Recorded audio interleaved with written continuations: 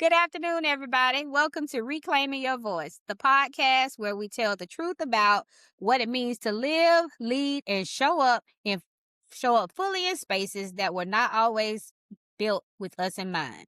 So I'm Dr. Marva Tutt, educator, leadership strategist, and favorite voice liberation advocate.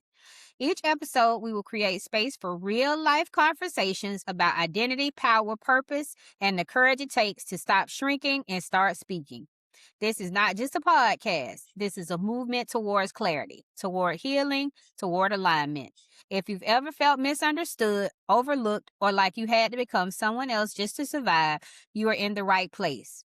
So take a deep breath, settle in, and let's begin reclaiming your voice. So I have my first guest here today, and we will tell you in a minute how we know each other. We have Renee Carter. So tell us about who you are. No resume, just tell us about Renee Carter. Hi, everybody. I am Renee Carter, and I am from Augusta, Georgia. So that's a little hint about how Marva and I know each other. But I'm from Augusta, Georgia. Marva and I's families are deeply connected. So we are from the same, kind of like the same areas of town. We kind of grew up together. We went to school together. But I'm an educator. I'm always going to be an educator, but currently I am a professional development coach. But my growing up, I was a growing up, I went to private school from the time I was 5 years old until the time I graduated from eighth grade. Spent a year at the Health and Science Magnet School, and then decided I wanted to go to school with my friends that were from my neighborhood. Then I started going to a HBCU. So I attended a HBCU for 3 years and then ended up graduating from a local high school, from the local college in Augusta because they had my major. So that's why I moved to back home. Which was my major was Bachelor's of Science in middle grades education. Listening to my amazing friend here, and I'll talk about that later, Dr. Tutt. I ended up in Charlotte, North Carolina, where I began my teaching career, then later became a vice principal. So I taught and was a vice principal for about 15 years, no, a little over 15 years, and then ended up in Abu Dhabi, in the UAE, as a vice principal, which was an amazing experience, and we'll talk about that too. So now I have pivoted to out of education, like the major education section. I've become a professional development coach at a tech company, where um, we offer free education, free tech classes well, it's not free, it's free to them, but we pay for the tech classes for people to get their CompTIA A plus Salesforce certifications. And then I am the professional development coach who helps and supports them in their career transitions. Okay. All right. Sounds good. So, um, when did you first realize that your voice mattered? When did I first realize that? I don't think that I ever really realized that my voice mattered. I can tell you though that I can tell you though that I realized when I was important in a space where I was needed, or I felt like I was needed, or I felt like a person in a leadership position cared about what I thought and what I believed. Okay. And the reason I say that is because every situation is different. But I will tell you that what was huge and instrumental to me is when my Muslim local principal took me under her wing and started coaching and mentoring me. And she told me that my voice was important. You know, you hear a lot of things about moving over to the Middle East and about the personal relationships between Muslim people and Christian people because I'm Christian. So when we moved over there, being around so many Muslim people, it was just really interesting. And to be honest, I was very nervous about it. But I remember the day that I realized that my voice mattered. It was the day she and I were doing a data check, and we were sitting there talking about data. And she always also taught me like Arabic language, certain days. Like she would just say, "Come on in here and learn some Arabic." So I would go and sit at her desk and we would talk about the data, and we would talk about, she would share with me some Arabic stuff and Arabic culture just so I could learn and I could get, more acquainted with the teachers that were the Arabic teachers. And she noticed that I had this band. So I don't know if you see, I have this Uh-huh. tattoo here. And I Okay. got this tattoo when my son stopped. The last day that I decided to stop breastfeeding because my milk or whatever, and I got this tattoo, and she asked me, she had never seen it. She asked me why was I wearing these motivation bracelets. They were like these bracelets that I would wear that had cotton, but it was because they told me that, if you go into a Muslim school with your tattoo, that it was a violation of policy. So she asked me about it, and I said to her, I said, well, she said, why do you wear that every day? And I said, because, out of respect, I have a tattoo, and it's out of respect for, the culture here. And she said, "Well, let me see." And she saw it, and I told her what it meant. And she said, "Hmm." She said, "Why you don't show it? It's beautiful." And I said, "Because I don't want to disrespect the culture." And she said, "But you're not Muslim." She said, "But you're not Muslim." And I said, "Okay." She said, "Don't wear it again." Okay. She said, "Don't wear it again." And she said, "You have a voice here." She said, That's not who you are. That's who you are." And that was the biggest lesson for me, is that I could go into a leadership role and be respected with with the very strict policies and the very strict beliefs of Muslim people. And she said to me, "Be who you are, because that's what I need in this space. That's how you connect with people."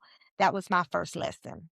Okay, wow, that's really great. So let's move into, and we'll come back to that because I want to talk more about that's not who you are, that's who you Mhm, are. That really resonated with me. So I want to come back to that in a little bit. But mhm. let's talk about our connection and invitation.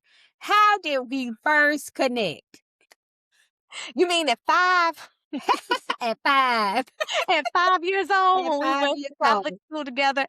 But then we realized that, Marva and I, grew up as sisters. And Imma tell y'all something, like, Marva, listen, everybody has a person, okay? Oh. Marva's my person. God sent Marva here to guide me, okay? And I mean, like, I did some stupid stuff in life, but every time I have listened to Marva, I have always generated results. And she always calls me. Like, she and I don't talk every day. This is even now. Right. She and I don't talk every day, but Marva will always call me and ask me to do things that I never thought were possible. Like things that I'm like, where she be coming up with this stuff? So the reason I ended up in Abu Dhabi is because Marva Tutt, when she didn't even know that I was considering quitting my job, Marva Tutt called me and she said, "You know what? I think you need to move to Abu Dhabi." And I was like, "Where does she get this stuff? Why, Marva? What's going on?" She says, "Well, our cousin, Broderick." Right. Our cousin. So Broderick works over there, and she was like, "And I think that you would love it." I was just thinking about that. I don't know what made me think of that, but I think that that would be a good place for you. Yep. Yep. And I got Now, let me scared to tell you, go. And so then I said, well, I'm scared to go, but let me try to get somebody else to go. and that's what she said. And let me tell you something. Every time God says to me, if you don't listen to her when I send her, you will not reap the blessing. I'm Oh, telling you. wow. I So never when knew she that. said that, I know I have to be obedient. I might put off some things, but when Marva Tutt called me, I do it. So, because I know she'll come get me. So anyway, that's another story. But anyway, that's about Charlotte. So I went and filled out application, thinking nothing's gonna shake up about this.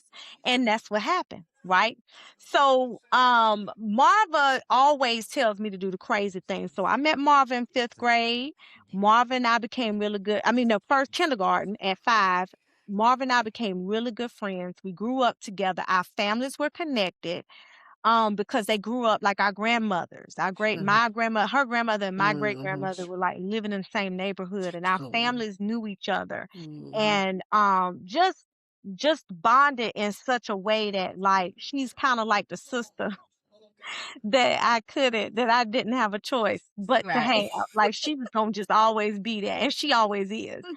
And, so we just grew up together. We went to school together until 8th grade, well, 10th grade actually, because that's Right. when I left and went to Butler. She knew all my friends. Even as we went to college together, I would go to homecoming. She would come and get me from Savannah State and then bring me back to Savannah State, to South Carolina State for her homecoming. She would come down to my homecoming, like just always, just we've always been connected, just an amazing sister and friend. But then that's how I ended up in Charlotte. Marva called me and said, "Hey, there's a job in my school." And my car is not working. She said, "Okay, I'll be there to get you tomorrow." By the time I was at her house for 24 hours.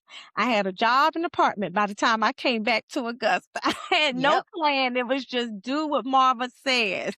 Pledging, same thing. All of it, it's all been her. And so, anytime there's been this big intricate part, like this big change in my life, she's just always been there. So that's how I know Marva Tutt. Thank you. Thank you. So listen, what spoke to you most about the message reclaiming my voice? Like how does that resonate with you? Oh wow. And see, I hope I don't get teary on this, but this really did. Like I so as I'm thinking about reclaiming my voice, I'm thinking about this is actually from a good time because I'm still writing this book, child.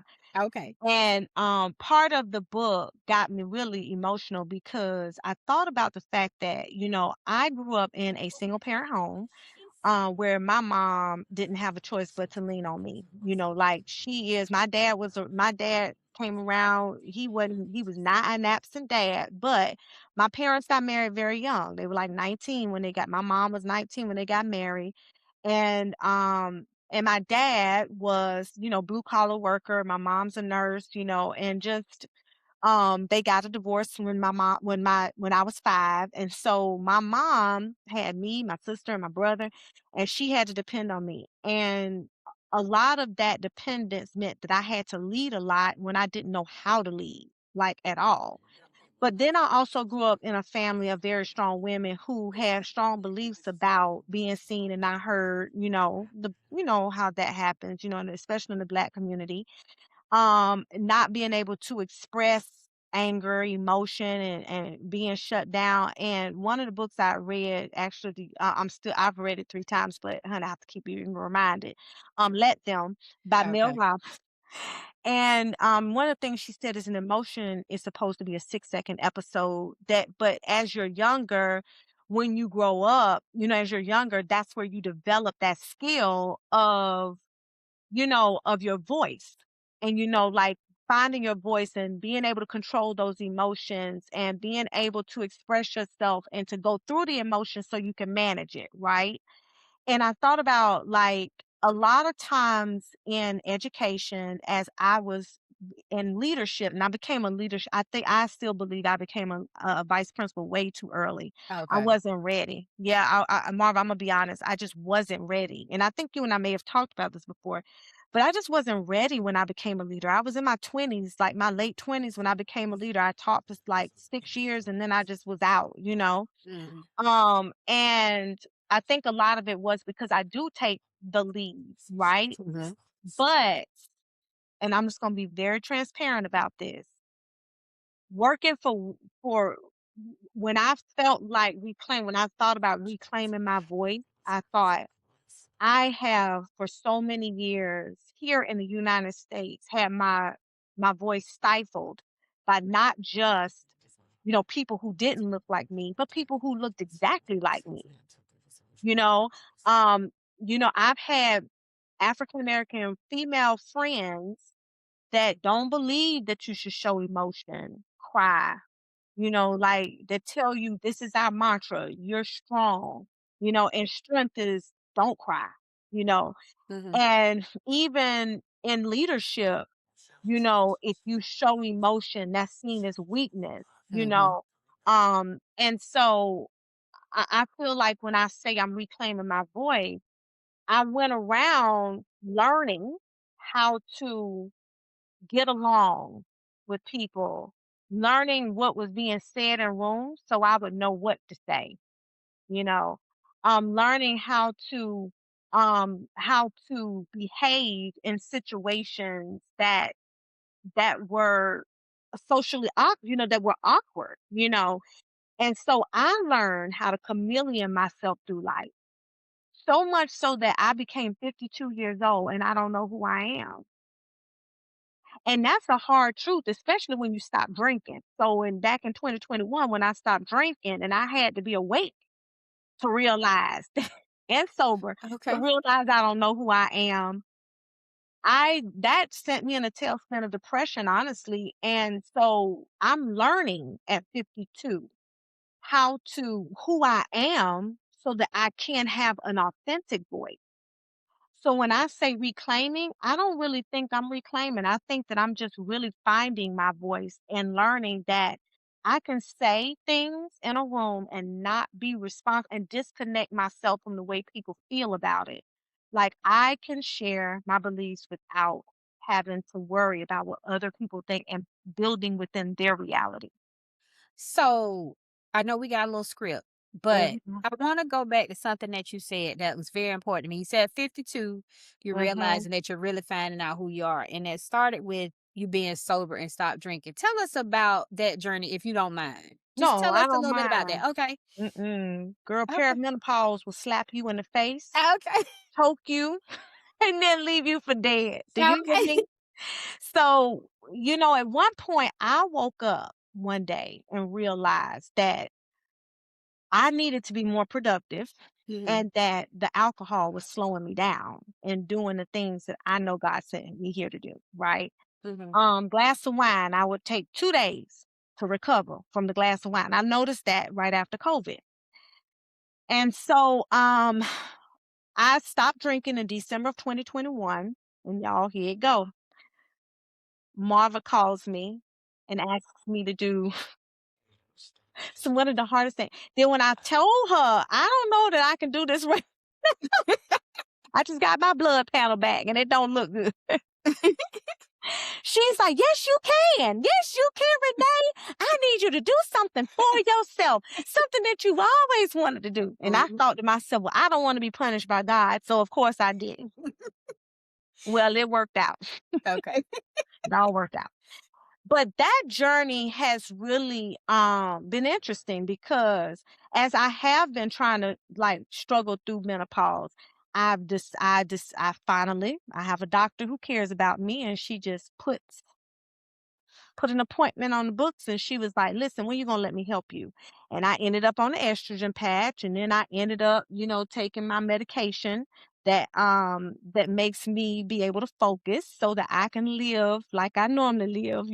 Okay. All of that. And I am discovering, and in all of that, I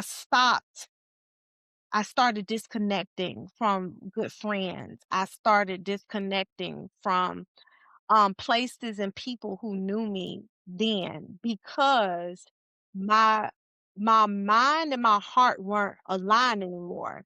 What I thought, the things I thought I cared about, the people that, I thought, and not even thought, I don't know. It became very difficult to connect socially, because Mhm, I'm realizing I don't know who I am in all of the mess that mhm. I have created in my life over the years. And if we had more time, I talk about that, Okay. because that's about relationships I've built, Okay. jobs I've taken, all of that. But just that journey has been very difficult, just trying to figure out who I am. Mhm. But the drinking had kept me from the responsibility and accountability of doing that outside of the work, like doing the work Okay. to figure it out. Mhm. So The next question, and I'm going to tie it back to something that you said. So, is how Okay. did you push through fear or doubt? So, I know moving to another country with a small child and a husband had to be interesting. So, tell us about how you pushed through that, how you talked your husband into it, and how you all made that transition together. Let's talk about that for a minute. What's interesting is, Marva, when you called me about that, he had already been looking at Japan. Okay. So my husband lost his dad in 2014, and that was a very difficult loss for him. His sister got breast cancer, got diagnosed with breast cancer. And my husband he's an Omega. And as you know, his dad is also. His dad was well known in the community, and he just said, I just cannot go anywhere where people aren't saying I'm sorry. And he was just like, it's very difficult for me. It's overwhelming. I'm overstimulated. I just need a break. So it was so interesting that you had called me about that because at the same time we're going in making right. Hmm. And so we're actually so it was so that was crazy. So I convincing him wasn't the thing. It was convincing myself Okay. because I didn't think it was going to happen. Like I didn't think it was going to happen, but the way I moved through the fear was to just keep moving. Okay. I just kept moving, and I stopped having expectations about the way the process is so up and down over no one's process is the same, and so the more I tried to control the situation, you can't control that. It is the first thing I had ever done where I didn't have control over the situation and how it would turn and, like, the outcome. Like, even so much, Marva, as we got the call and Hmm. it was like, "In 72 hours, you need to be on your plane." Okay. Right. Like, it Okay. wasn't Uh even huh. like a month, Right. week, a day. No, no, no. 72 hours, your flight leaves in 72 hours. If you're not on that plane, you will not be able to come. That's how it went. And so everything was unexpected. When we got there, we didn't know what hotel we were going to be staying in.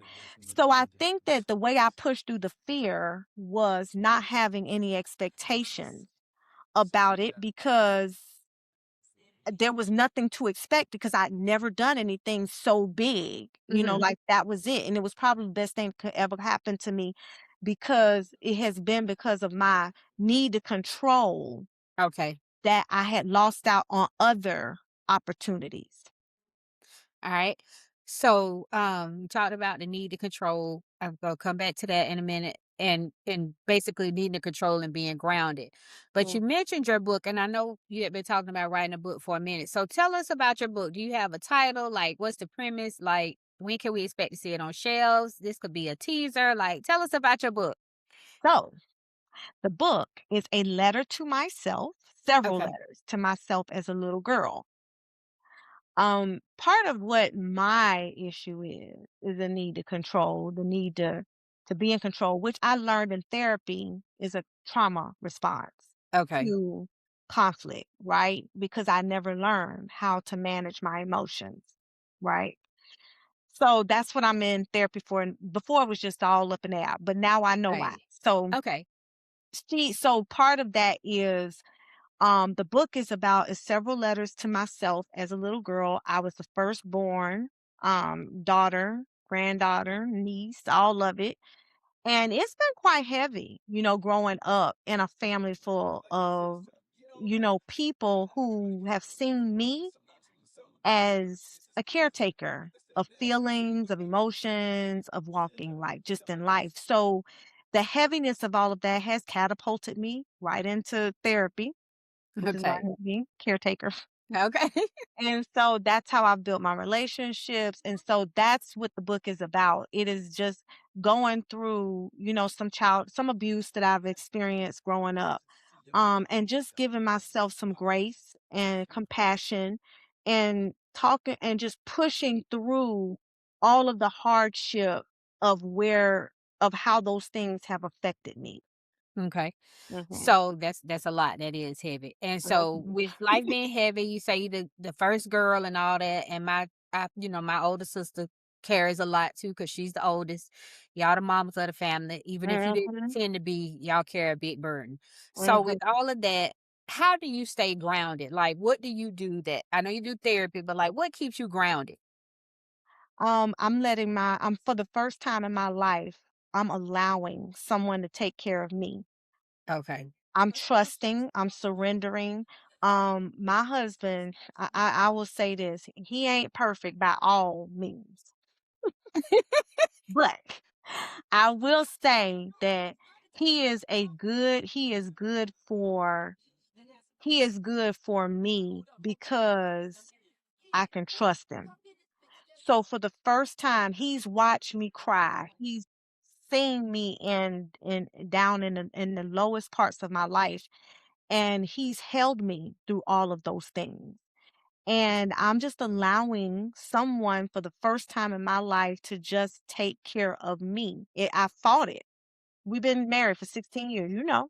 Uh-huh. And I have fought tooth and nail Okay. to take care of myself, and I'm finally just letting him take care of me emotionally, like, and just say, "Hey, cry, do whatever you need to do. I'm here. Mhm. I'm good." And so that's been the hardest thing, but yes, that's what Okay. I'm doing. I'm finally letting somebody take care of me. All right. So I know you mentioned Mel Robbins' book, Let Them Theory, and I've heard that book has come up like over all the podcasts I listened to, a session I was on yesterday that came up. But let's talk about who or what inspired you. So who or what I know you got Bible, I know you got Carter, but who or what inspires you like on a daily basis? On a daily basis, I am inspired by I am really into Christian music right now. So, Okay. like, you know, the more Christian you are and the more broken you are and the more raw you are and the more honest you are, I love it, right? Okay. Chandler Moore right now has just gotten out of rehab, and he is got a like banging, like he's got a new album coming out. Elevation Music. I'm listening to that. I attend Elevation. I have to go where I can hear the word and understand it. But also I'm gonna say that another thing that's really inspiring me right now is my child, Okay. All my right. kid. All right. He Tell us about is- it. Okay, so okay, you know me, right? Mhm. You know I'm hard headed. Okay. I'll just go 8th grade. You tried to tell me, don't go up to that car. Remember that? Oh, girl, I have forgot about that, but okay, yes, I remember that now. Don't do Don't every go up to day. that Don't car. do it. Yeah. See, Lord, I that's told you another every time I story. listen, if Yeah, I we don't need a listen, the whole Lord gonna movie. make me pay. Yeah, we need a whole movie about, yeah, 8th grade alone, we need a movie about. Movement. Look. Yes, we need a movie about So 8th grade. yes, and I did get in trouble, of course. So and you was nowhere to be found. You was like, girl, you jump off that cliff on yourself by Uh-huh. yourself. Because I remember my But granddaddy was out there. yes, but my child he is the untamed version of me, but it's different. Like he listens to God. But he is also bold in everything he does. Like I was just telling you, he's in the plays. Me, I have always been driven by fear of failure, right? He doesn't care about failure. And I'm watching him, and he's so much like me, but he's like that little girl inside of me that I wish I had had the opportunity to develop into, right? Okay. All So when right. I watch him, I'm like, dang, I want to be like him when I grow up. Okay. I like that. I hmm like that a lot. So this the fun part right here. I can't wait to hear this because my mama is like, I practiced with her earlier today, and she said these some hard questions, and I say, well, they got them ahead of Uh-oh. time, right? Okay. But this was the funny part to me. What is your walk up song right now? Like Girl, you know what I'ma say? what? Welcome to the checker flag. Girl, look here. That's T.I., girl. Yeah, all right, As much as I love me some Christian music, look okay, at here. That new T.I., look, well, it ain't new anymore, but that T.I., girl, I can't okay, wait to be able to let them windows down. Yes, okay, ma'am. all right. That is too fun. So we we gonna close this out. So what advice would you give to someone who is afraid to speak up? Man, the only way out is through. Go to Okay. therapy. Because a lot of the reason why we're not heard, and I'm just gonna say this, and this is with all love, okay? Listen to Coach Carter when I tell you this now. You are not gonna be heard until you know what your message is. You gotta understand a lot of reasons why we are not heard is, and this is the accountability check, is because we don't know how to deliver our message. And we don't know how to create like to plan our message out. We get so emotional because we are all broken, in our hearts, because we have gone through a lot as Black women, as people, okay, and anybody else, right? When Mhm. it Right. And I'm gonna say this: only people women right now is white men. So, like, I'm telling you that if you want to be heard, you got to know what your message is. And I'm not talking about you're going in there telling people what they want to hear. I'm talking about you're going in there and you're talking about something that's passionate about you. Figure out who you are and what you're passionate about, and then you deliver your message from those principles. Because if you don't deliver that message, people can't hear you. Also, realize what rooms you are in, right? Sometimes people don't hear your message because they can't hear your message because you're just not aligned with their goals or with their vision. So I think that a lot of pre-work needs to be done before you start talking. Do the pre-work, investigate the situation, pull together your data. And also, like I said, learn who you are. Paradigm. If you've never read Seven Habits of Highly Effective People, and when I tell you that Dr. Stephen Covey know what he's talking about when he says develop your ideas, build it on a foundation, the principles, I'm telling you right now, get yourself some principles, find out what your goal is, your North Star, and then you do everything from that space. Because if you don't, you will not be heard. I'm telling you, until you become authentic in who you are. All right, that is wonderful. So we want to thank you again. That wraps up our session on Reclaim Your Voice, Reclaiming My Voice. And so like I said, this is my very first one. And so this has been really exciting. Yes, my oldest friends, my first guest. And so just a lot. That's a lot to digest, and that's just a lot to share with people, but it really is inspirational, and it lets us know that you're becoming and that it's okay to still become. And so I thank you so much. And we're going to stop recording right here. But